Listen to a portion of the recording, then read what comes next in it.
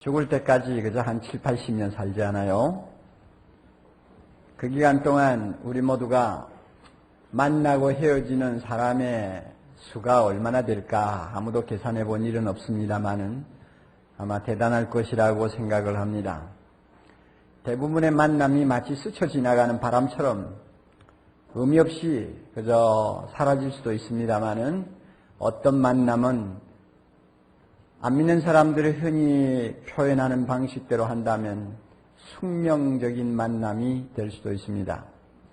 우리 예수 믿는 사람은 숙명적이라는 말 잘 안 쓰죠. 그 대신 섭리적인 만남, 나의 한 생을 완전히 바꾸어 놓는 단 한 번의 만남이라는 것이 있을 수 있죠. 섭리적이라고 하는 말은 하나님의 계획하신 뜻 안에서 우리로 하여금 어떤 사람과 만나도록 한다는 그런 믿음에서 표현하는 말입니다. 이런 그 섭리적인 만남 가운데서 아마 대표적인 것을 하나 뽑으라고 하면 나중에 부부가 된 남녀의 만남이 아닌가 이런 생각을 합니다. 막상 결혼해놓고 한 10년, 20년 살면서 생각하면 야, 그때 그 무슨 파티 자리에서 만난 게 이렇게 내 인생을 바꾸어 놓았구나 하는 생각을 하면 감격하기도 하고 가슴이 철렁 내려앉기도 하고 좀 그럴 수도 있죠. 그렇죠? 이렇게 해서 결혼합니다. 결혼하면 이 부부가 된 사람에게 있어서 첫 단추가 있어요.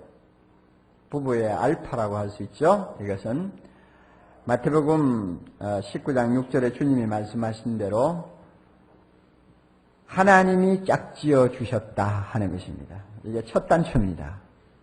하나님이 짝지어 주셨어요. 우리는 사실 배우자를 선택할 때 우리의 자유의지를 가지고 선택했다고 늘 생각합니다. 내 좋아서 내 눈에 들어서 내가 선택했다 이렇게 말하죠. 물론 그렇습니다. 그러나 자유선택 배후에는 엄청난 하나님의 손길이 있었다는 것을 우리는 말씀을 통해서 충분히 이해할 수 있습니다. 오래전부터 하나님은 계획을 가지고 계셨어요. 나와 누구를 만나 짝지어야 되겠다는 계획이에요. 그 계획대로 하나님은 우리의 한 걸음 한 걸음을 인도하셨습니다. 그 수십만 명 되는 총각 중에 어느 사람 하나, 그 수십만 명 되는 처녀 중에 어느 사람 하나 그렇게 서로가 만나는 것 그거 사람이 마음대로 하는 것 아니에요. 하나님이 다 이리 붙이고 저리 붙여서 만나게 하는 손길이 있었어요. 그리고 만났다고 일이 됩니까? 쳐다보니 남이 보기에는 아무것도 아닌데 자기는 굉장한 사람으로 눈에 들어온단 말이에요. 이것도 참 기절초풍할 노릇이야. 소위 제 눈의 안경이라는 말 자주 쓰지 않습니까? 그거 다 인연이 되려고 하는데 인연이 된다는 말이 뭐냐 하면 하나님이 짝지어 주려고 딱 각본을 짜놨기 때문에 내가 그 안에서 지금 움직이는 거예요. 나도 모르게 마음이 열려 사랑하게 되고 결혼하게 되고 이렇게 해서 부부가 되는 것입니다. 그런 측면에서 볼 때 하나님이 짝지어 주셨다 하는 것은 부부의 알파요, 첫 단추라고 할 수 있습니다. 부부의 오메가요, 마지막 단추, 끝 단추라고 할 수 있는 것이 하나 있습니다. 그것은 사람이 나누지 못할지니라 하는 말씀이에요. 사람이 나누지 못할지니라. 만나게 하시고 부부가 되게 하시니가 하나님이시니까 하나님 허락 없이는 절대로 나눌 수가 없다 하는 것이 하나님의 명령입니다. 그러므로 어떤 면에서는 부부가 된다는 것은 짝지어 주셨고 허락 없이 나눌 수 없다고 하는 이 틀 속에 둘이서 만나가지고 한 생을 사는 것이기 때문에 이 말씀은 절대 명령이라고 할 수 있어요. 절대 계명이라고 할 수 있습니다. 예외 단서나 예외 조항이 따라다닐 수가 없는 것과 같아요.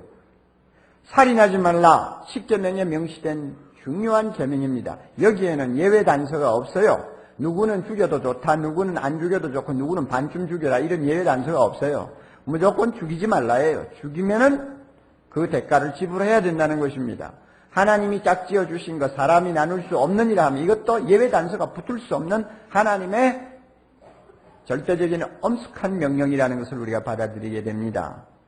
그런데 참 성경을 읽다가 보면 놀라운 사실이 있어요. 하나님이 이혼할 수 있는 예외 조항을 달아놓으셨다는 것입니다.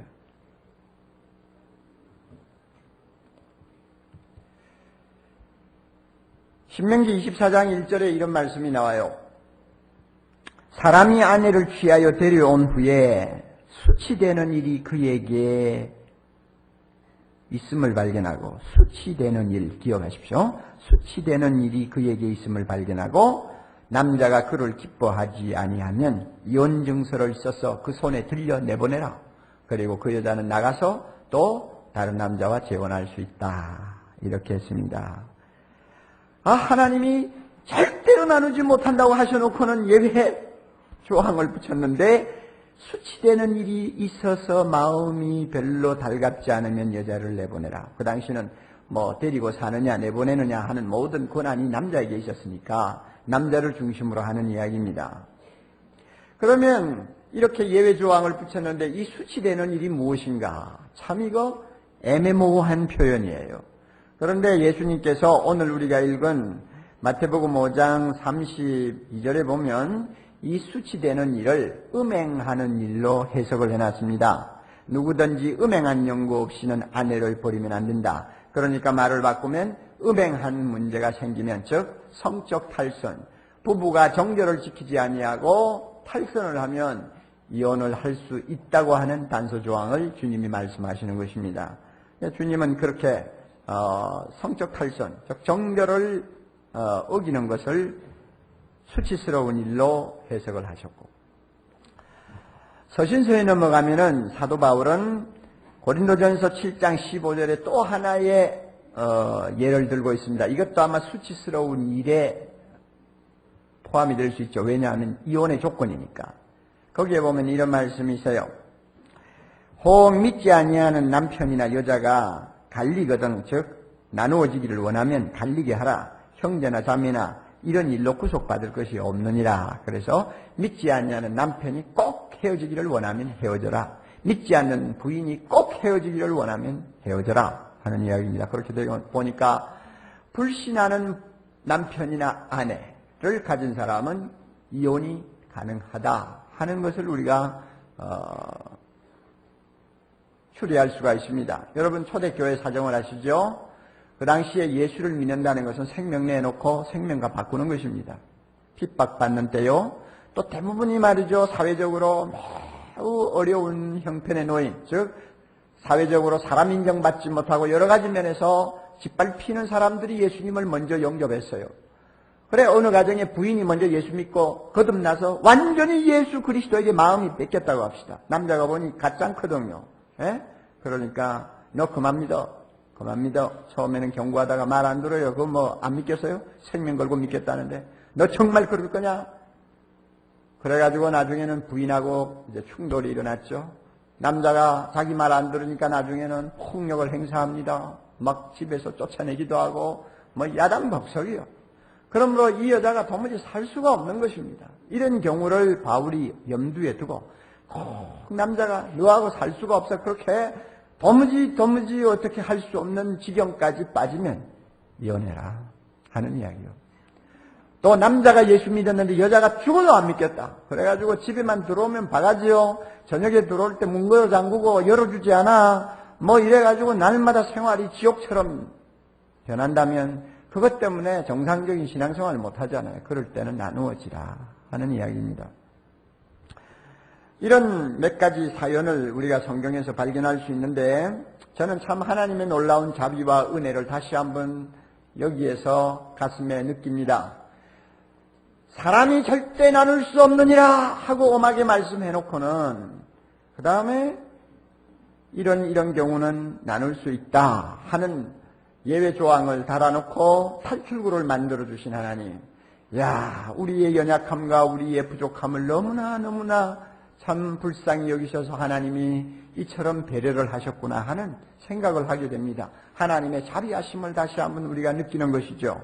여러분 보세요. 어떤 가정에 부부가 있는데 어떻게 남자 보기에 여자가 좀 수상하다. 증거는 없어요. 그런데 여자가 자기에게 마음을 주지 않는 것 같고 누구하고 뭔가 좀 좋아지는 것 같고 소문에 의하면 여자가 바람을 피웠다는 말도 있고 뭐 좀 안 좋단 말이요. 그런데 증거는 잡을 수가 없어요. 이 정도 되면 남자가 이제는 사람이 얼굴 표정을 바꾸지 않아요? 자주 막 싸움을 하고 나중에는 폭력을 행사하고 집안에서 나 죽는다 하는 비명소리가 나오고 뭐 그럴 수 있잖아요. 자, 그런데 이혼을 하면 안 된다. 만약에 이혼을 하면 사형이다 하고 하나님이 딱 못을 받고 절대로 탈출구가 없도록 만들어 놓으면 이 남자 여자 이혼 못해요. 그러면 어떻게 되겠어? 결과적으로 여자 나중에 뼈도 못 추리고 죽어 나옵니다. 그렇죠? 어떻게 살 거예요? 그러니까 이런 최악의 경우는 이혼이 가능할 수 있도록 하나님이 힌트를 주시고 문을 만들어 주셨다. 야, 이거 얼마나 참 우리 하나님께서 우리의 형편을 아시고 불쌍히 여기셨나 이렇게 제가 느끼게 됩니다. 그러나 불행한 것은 사람들이 하나님께서 인간의 연약함과 완악함을 아시고 이런 예외 단서를 붙여놓은 것을 악용하는 거예요. 수치스러운 일이 있으면 그래서 그것을 기뻐하지 아니하면 아내에게 이혼영서를 써주고 나누어지라 해놓으니까 얼씨구나 좋다 하고는 유대인들은 이 수치스러운 일 코에 갖다 붙이면 코골이요 귀에 갖다 붙이면 귀골이요. 그러니까 제 마음대로 이혼하는 거예요. 예수님 당시만 해도 남자들이 여자를 그저 쫓아내는 것을 예사로 생각했어요. 기록을 보면은 어떤 남자는 음식 짜게 만들었다고 아예 쫓아내버리고 어떤 남자는 밥 태웠다고 쫓아내버리고 어떤 남자는 말이죠 남 앞에서 남편 면박 주었다고 해가지고는 안 살겠다고 쫓아내버리고 또 랍비 아키바와 같은 사람은 데리고 살던 여자보다도 더 눈에 드는 아름다운 여자가 있으면 갈아치워라 이렇게 가르쳤단 말이에요. 그러니 한번 생각을 해보세요. 그런데 남자들이 이렇게 여자를 쫓아내면서 이혼증서를 써주었어요. 성경이 이혼증서 써주라고 했으니까. 이혼증서 하나 써주는 것을 놓고 뭐 큰 선심을 쓰는 것처럼 생각했어요. 이혼증서 안 써주고도 쫓아낼 수 있다. 그러나 내가 이거 써주는 이유가 있어. 너에게 신분증이 되기 때문에 써준다는 거죠. 그러니까 이혼증서 바다가 나오면 여자가 나는 이제 홀몸입니다 하는 신분증명서가 되고 또 어떤 남자와 재혼을 하게 돼도 신분증명서가 되고 또 뭐 혼자 살다가 어떻게 좋지 못한 무슨 불미스러운 일이 일어나도 재판석에 가가지고 유죄 판결을 면할 수 있는 신분증명서가 돼요. 그러니까 남자들이 이거 써주는 것 가지고는 막 큰 선심 쓰는 줄 알고 이혼을 제 마음대로 하는 거예요. 예수님이 계실 때 상황이 그랬습니다. 이것은 하나님의 긍휼하심을 비웃는 아주 잘못된 행위요. 짝지어 주시고 사람이 나누지 못할지니라 명령하신 하나님의 그 거룩하고 엄숙한 명령에 정면 도전하는 것입니다.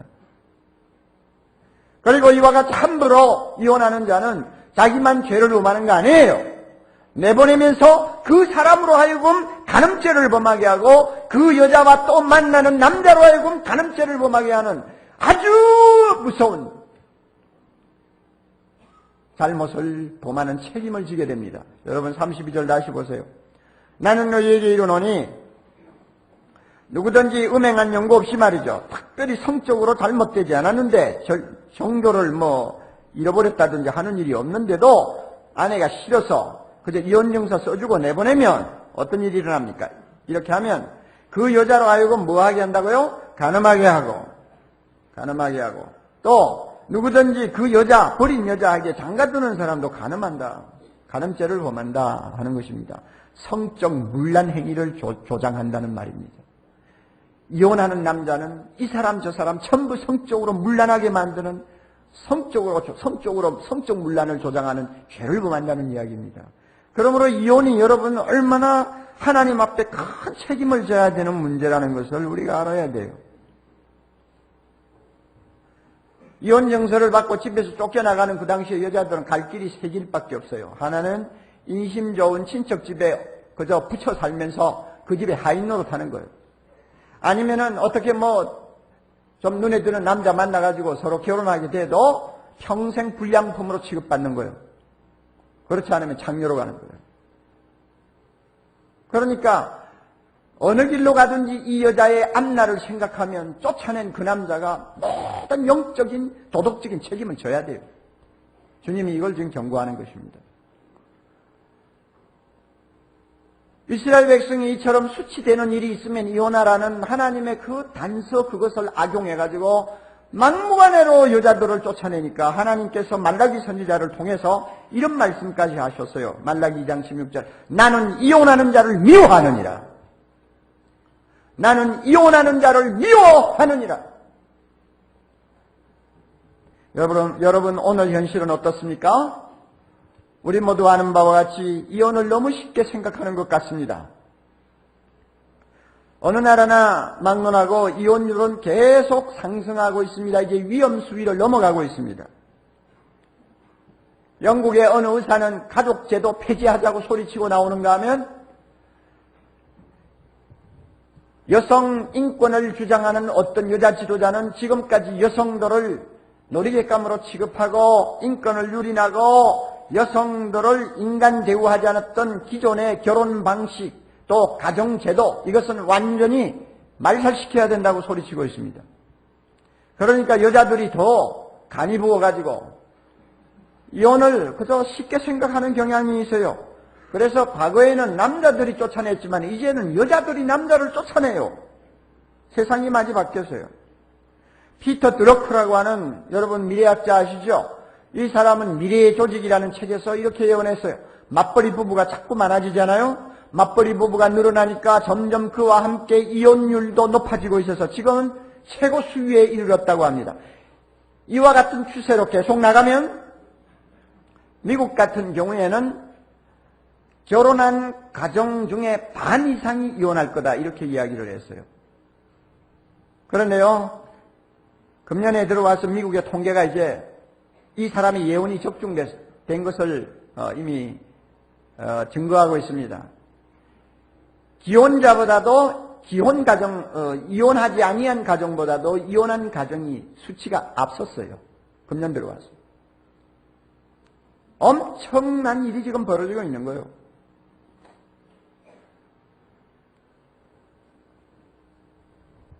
그리고 우리나라도 하루 평균 작년 수치에 2026쌍이 결혼하는데 그 가운데서 255쌍이 이혼을 해요. 그런데 금년 수치가 뭔지 알아요?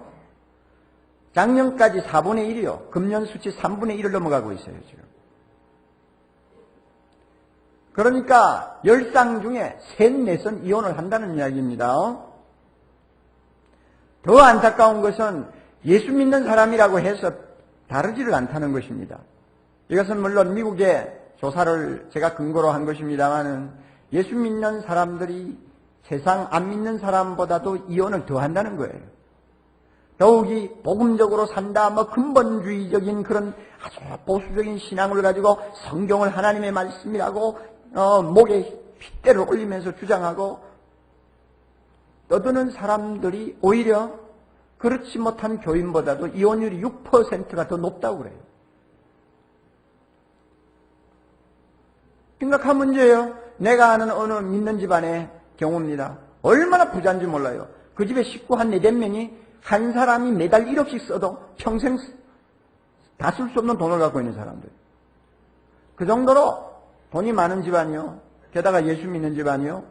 그렇다면 참 관용해야 되지 않아요. 그런데 그 집에 하나밖에 없는 아들이 결혼했어요. 참한 여자가 들어왔어요. 1-2년 살았는가 모르겠어요. 그런데 이 여자가 자기 카드를 가지고 옷을 한 100만 원어치인지 120만 원어치인지 백화점에 가 샀나 봐요. 그것을 알게 된 시아버지가 이 애가 남의 집에 와서 재산 털어먹으려고 하나? 이러면서 결국은 아들하고 이혼을 시켜버렸어요. 여러분, 이런 집안도 있어요. 예수 믿는다는 집안에서. 이거 보통 심각한 문제 아니에요. 물론 불가피한 사연도 없잖아 있을 수 있습니다. 그러나 가만히 보면 대부분이 극복할 수 있는 문제임에도 극복하기가 싫으니까 헤어지는 거예요. 또 반드시 극복해야 될 문제임에도 불구하고 책임지기 싫으니까 헤어지는 거예요. 가정법률 상담소의 자료를 보면 남자들이 주로 이혼하면서 내대는 구실이 뭔지 알아요? 성격 차이가 너무 심해서 못 살겠다요. 그래, 성격 차이가 너무 심해서 못 사지요. 극단적인 경우가 있어요. 살 수 없는 경우도 없잖아요. 있을 수 있어요. 그러나 대부분은 그렇지 않아요. 자, 여러분 보세요. 결혼한 부부들 한번 대답해 보세요. 성격 차이가 없는 부부 어디 있어요? 말해봐요. 어디 있어요? 다 서로 다르니까 만나서 사는 거 아니에요? 똑같은 성격이 어디 있나요? 천하에. 또 여자들이 이혼하면서 많이 들고 나오는 명분이 뭔가 하면 폭력이라고 그래요. 그건 남자가 잘못하는 거예요. 어디 때릴 데가 없어서 여자를 때려요. 그 다음에 또 하나 들고 나오는 이유가 가치관이 너무 형편없어서 같이 못 살겠대요. 그러나 여러분, 가치관이 똑같은 부부가 어디 있어요? 이거는 구실이 될 수가 없는 것인데 오늘날 많은 젊은이들이 이것을 구실로 해가지고 갈라서는 것입니다. 여러분, 이혼이 증가하면 이혼하는 당자들이 겪는 정신적인, 육적인 피해가 얼마나 대단한가를 여러분 아세요? 장암이라든지 또 고혈압이라든지 또 여러 가지 우리가 잘 많이 알고 있는 병들이 있죠. 뇌졸중이라든지 이런 병이 생겨서 빨리 죽을 확률이 이혼자에게 훨씬 높다는 것. 이것은 의학적으로 증명된 것입니다. 그리고 이혼한 사람이 서로 자기는 담배를 피지 않는다 할지라도 이혼하면 담배를 매일 한 갑 이상 피우는 사람만큼 발병률이 높은 사람이 되어버려요. 뿐만 아닙니다. 정신건강이 파괴됩니다. 백인 사회에서는 자살하는 사람의 25%가 이혼 경험을 가진 사람들입니다. 이혼한 사람은 정신병동에 가서 치료를 받아야 될 확률이 다른 사람보다도 10배로 높다고 합니다. 당자는 그렇다고 할지라도 자녀들이 입는 정신적인 피해, 정서적인 황폐화를 우리가 어떻게 말로 표현할 수 있겠어요? 이혼해서 결손이 된 결손가정의 자녀들이 범죄할 수 있는 확률, 사회적으로 범죄의 뿌리가 될 수 있는 확률이 정상적인 가정의 2배치라는 것을 우리는 너무나 잘 알고 있잖아요. 그러니까 하나님이 짝지어 주신 것 사람이 나누지 못하느니라고 하셨고 예외 조항이 있어도 그것은 최후 수단으로 사용해야지. 그저 잠깐 어려운 고통을 피하는 도피처로 사용하면 이것은 모두가 망하는 거예요. 개인도 망하고 자녀손도 망하고 사회도 망하고요. 다 망하는 거예요. 오늘 우리 앞에 정말 행복한 나날이 있을 수 있을까? 이 사회의 앞날이 과연 밝을 수 있을까? 우리가 참으로 노래하면서 서로 사랑하면서 살 수 있는 사회가 올까? 이 식으로 나가면 비관적입니다. 가정 기본 단위가 깨지는데 거기에 무슨 행복이 있고 서로가 믿고 사는 사회가 형성될 수 있습니까? 짝지어 주신 하나님의 본심은 나누어지지 말라는 데 있습니다. 여러분, 결혼시키는 부모가 자식을 결혼시켜놓고 야, 너 살기 싫으면 한 달 만에 그만두고 하는 부모가 천하에 어디 있어요? 아무도 없잖아요. 부모는 다 자식이 오래오래 잘 살고 행복하기를 바라는 것이죠. 하나님의 마음도 똑같습니다. 그러므로요, 하나님께서 짝지어 주시고 나눌 수 없도록 한 이 부부 관계를 우리는 소중하게 다루어야 합니다. 소중하게 지켜야 합니다. 갈 때까지 내버려 두면 안 됩니다. 뭐 누가 살고 싶어 사나? 애 때문에 뭐 사는 거지 하는 식으로 부부 생활하면 안 됩니다. 이번에 송기현 스페셜을 보고 어떤 자매가 인터넷에 올린 글을 하나 보니까 이래 놨더군요. 차마 아이 때문에 엄두가 안 나서 말이지 마음 같아서는 갈라서자 소리를 하루에 100번도 모자랄 정도로 한 사람입니다. 이랬더라고요. 그런 결혼생활 정말 비참한 거죠. 하나님이 그렇게 살라고 우리를 짝을 만들어 준 것이 아닙니다. 여러분 가운데 결혼한 부부들, 제가 지금 몇 가지를 들려드릴 테니까 여러분 결혼 생활이 정상인지, 다시 말하면 청신호가 켜여 있는지 적신호가 켜여 있는지 한번 체크하시기를 바랍니다. 리더스 다이제스트에 이런 내용이 있어요.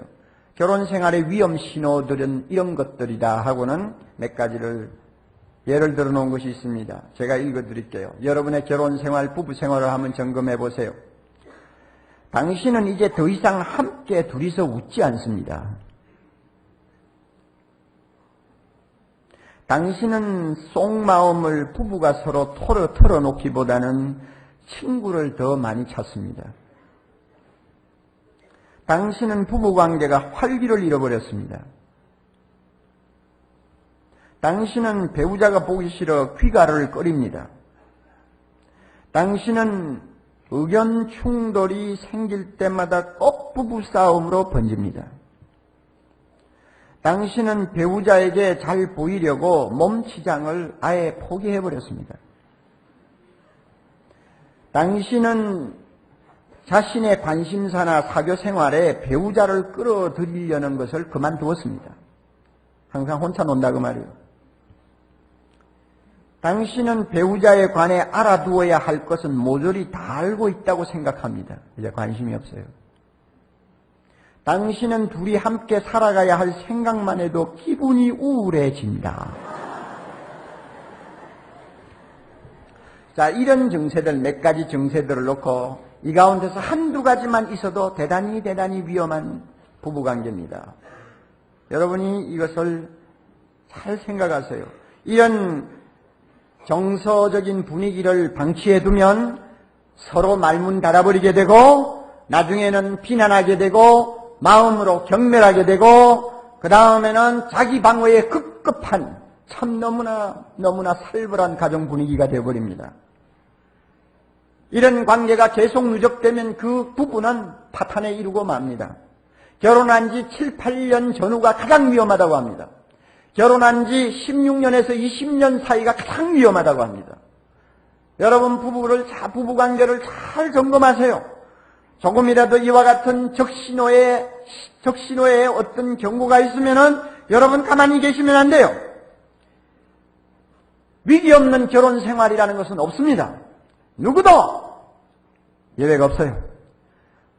살다가 보면 심각한 위기를 맞이할 때가 있습니다. 두 사람 중에 한 사람은 이제 더 이상 못 살겠구나, 정말 이제 포기해야지 하는 마음이 생길 때가 옵니다.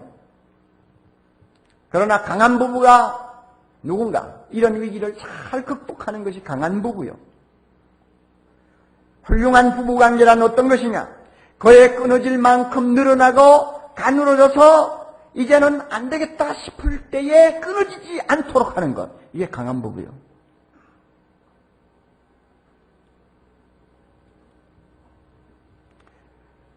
그러기 위해서는 우리가 노력을 많이 해야 합니다. 최선을 다해야 합니다. 요즘에 부부 농사 제대로 짓자 하는 표를 걸고 좋은 남편 모임이 아주 인기를 끌고 있는 것 봅니다. 상당히 좋은 현상이라고 저는 생각합니다. 여러분, 하나님이 짝지어 주신 부부입니다. 나누어질 수 없어요. 특별한 예를 제외하고는 나누면 자기 파멸이에요. 그러므로 최선을 다해 가꾸어야 합니다. 그러기 위해서 우리가 꼭 기억해야 될 것 여러 가지가 있습니다만은 특별히 오늘 제가 한 말씀 드리고 싶은 거 있습니다. 뭐냐 하면 서로 수용하는 것입니다. 상대방이 있는 그대로 받는 거예요. 상대방이 고치지 못하는 약점 그대로 받아들이는 거예요. 내가 아무리 더 좋은 것을 원해도 그 사람이 해주지 못할 때는 해주지 못하는 그대로 받아들이는 게 수용입니다. 수용이 중요합니다. 세상에 완전한 배우자라는 건 없지 않습니까? 완전한 남편 어디 있어요? 완전한 아내가 어디 있어요? 아무도 없어요. 게다가 우리는 불완전한 사람끼리 만나가지고 한평생을 사는 것입니다. 만났다고 완전해집니까? 아닙니다. 불완전한 사람이 평생 팔짱 끼고 불완전한 대로 두 사람이 걸어가는 게 인생이요. 그러므로 자기가 불완전하면서 남에게 완전을 요구하는 것은 자기 모순이고, 자기도 남에게 만족을 못 주면서 상대방에게 무조건 자기를 만족시키기를 기대하는 것, 이것은 이기주의 중에 극단입니다. 그럴 수가 없어요. 서로가 불완전하다는 것을 인정하고 수용하는 겁니다. 수용하는 게 중요해요. 얼마 전에 교육자들하고 여름 수련회를 갔을 때입니다. 바닷가로 갔기 때문에 나름대로 이제 좀 여러 가지 시간들을 만들 수 있었는데요. 교육자들이 1년 내내 막 스트레스 받고 일하다가 그렇게 이제 좀 쉬게 되면 좀 모든 것을 잊어버리고 싶지 않습니까? 저부터도요. 그러니까 바닷가에 갔으니까 우리 고기나 한번 낚으러 가자. 이렇게 내가 제의를 했어요. 그래가지고 고깃배가 있나 하고 이제 찾아서 이제 우리가 전세를 내기로 했는데 부두에 나가니까 조그마한 배들이 한 대여섯 척이 쫙 매여 있더라고요. 근데 생긴 게 다 비슷비슷해요. 그리고 통통통통 하는 아주 그 원시적인 배입니다. 근데 그 배에 그저 한 5, 6명이 타면 많이 타는 것입니다. 그러니까 교역자들이 전부 나누어 타야 되니까 한 7척 이상 나누어서 타게 됐습니다. 내가 가만히 보니까 한 그 배들 가운데서 아주 모양이 그래도 깨끗하고 잘 나갈 것 같이 보이는 배가 있더라고요. 그러니까 내가 해드니까 그 배를 탔죠. 그러니까 이제 다른 교역자들도 몇 명 이제 내하고 탔습니다. 그래서 이제 교역자들이 다 배를 나누어 타고 바다로 향해 나갑니다. 뭐 한 7분 정도, 10분 정도 나가는데 내가 탄 배보다도 늦게 출발한 배들이 막 생생생생하고 막 앞으로 달려가는 거야. 근데 내가 탄 배는 나가지를 않아요. 소리만 텅텅텅텅텅 하고는 속도가 너무 느린 거예요. 이거 화나대요 진짜. 예? 그래 옆에 지나가는 배들은 말이죠. 금방 저 앞쪽으로 가는데 속으로 야 이렇게 늦게 가가지고 이 낚시하는데 가서는 이거 뭐 흉내도 못 내겠다 뭐 이런 생각을 하니까 기분이 안 좋아요. 여러분 이럴 때는 어떻게 해야 합니까? 여러 가지 대안이 있겠죠. 무슨 내가 이게 겉은 멀쩡하면서 말이야 타고 보니까 속도가 없어. 에이 뭐 안 되겠다 물에 빠져 죽자 하고 내가 그냥 바다에 뛰어들어요. 뭐 그럴 수도 있겠죠. 아니면 선장 목을 잡고 왜 속도가 안 나간다고 미리 팻말을 안 붙여놓고 나를 쏘겠느냐 뭐 이렇게 하고는 항의도 할 수 있겠죠.